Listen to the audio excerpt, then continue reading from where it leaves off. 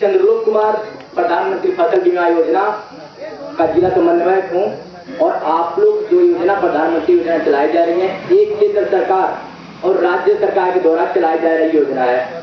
ये योजना अभी आप लोग के 2016 से चलाई, जो प्रधानमंत्री के हाथों से शुभारंभ की गई थी, जो कि आप लोग के जनपद में इस समय अधिकृत बीमा कंपनी इक्को टोक्यो को किया गया है।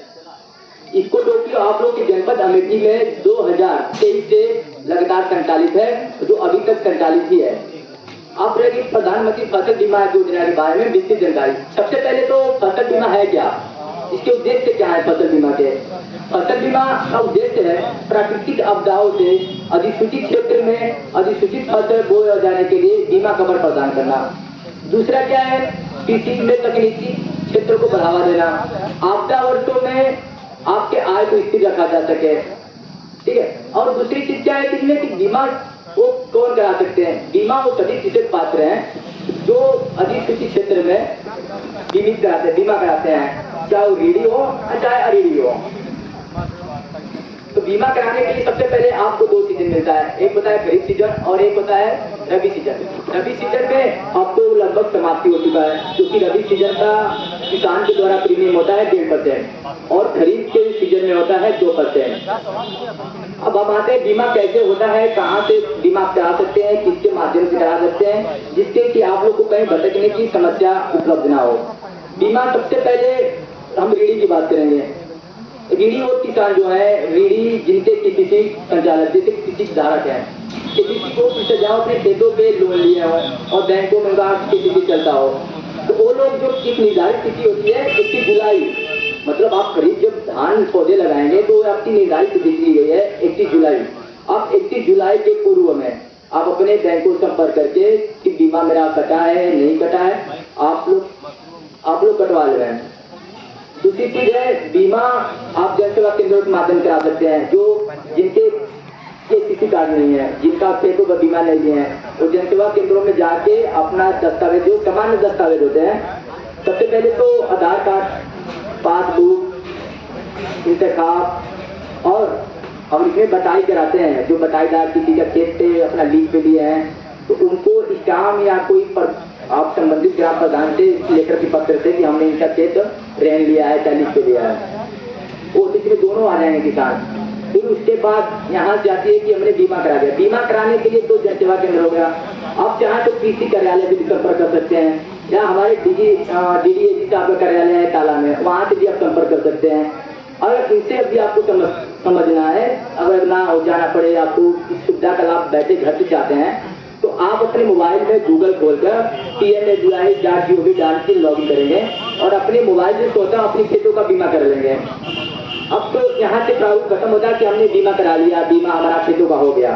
अब आती है इसकी लाभ लेने की, जो जोखिम भरे होते हैं। अब जोखिम भरे वो सब क्षेत्र कवर किए जाते हैं, जैसे कि असफल बुआई, जैसे कि अब हम ही खेत धान के पौधे लगा रहे हैं और इसमें झमाझम बारिश होने लगी, आप उसके खेत को अपना उसकी मेड़बंदी कर पा रहे हैं ना, पानी की रुकावट कर सकते हैं, इस दशा में असफल बुआई, जो कि अपनी फसल को बुआई नहीं कर सकते हैं। दूसरी चीज होती है कीड़े पतंगे से, जैसे कि उस ग्राम पंचायत पे क्रॉप कटिंग की आधारित होती है, जो कि उस ग्राम पंचायत में क्रॉप कटिंग होती है, उस क्रॉप कटिंग के माध्यम से आप लोग को इस पर सुविधा का लाभ दिया जाएगा।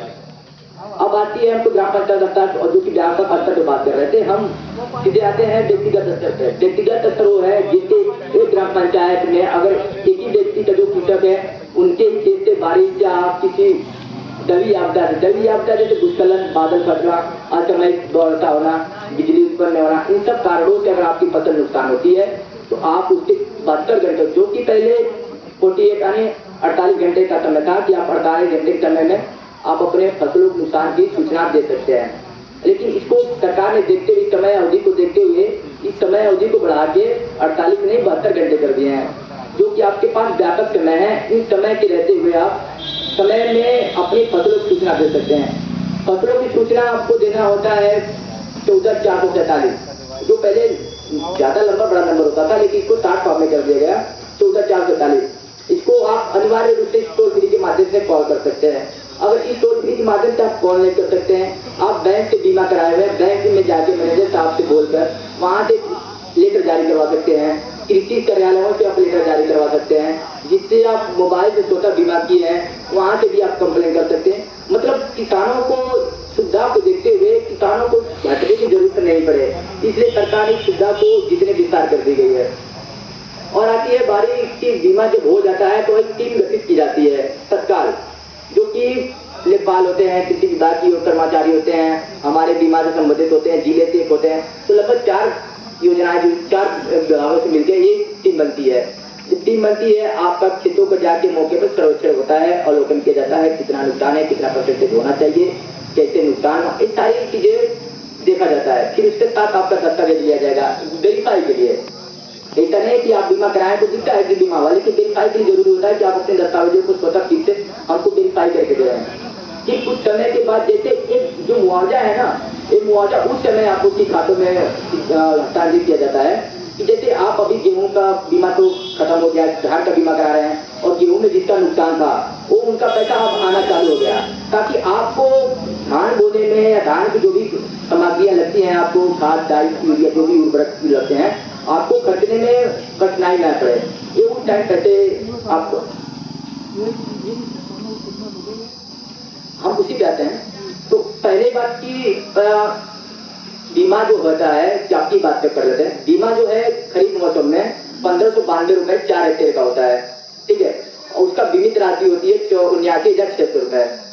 मतलब सीधे साफ शब्दों मान लें कि 1 बीघे का 20,000 रुपए उसके बाधित हो जाते हैं। उसमें भी अगर परसेंटेज 100% तो ठीक है, जितना परसेंट हो जाए उसको तत्काल लगाया जाएगा।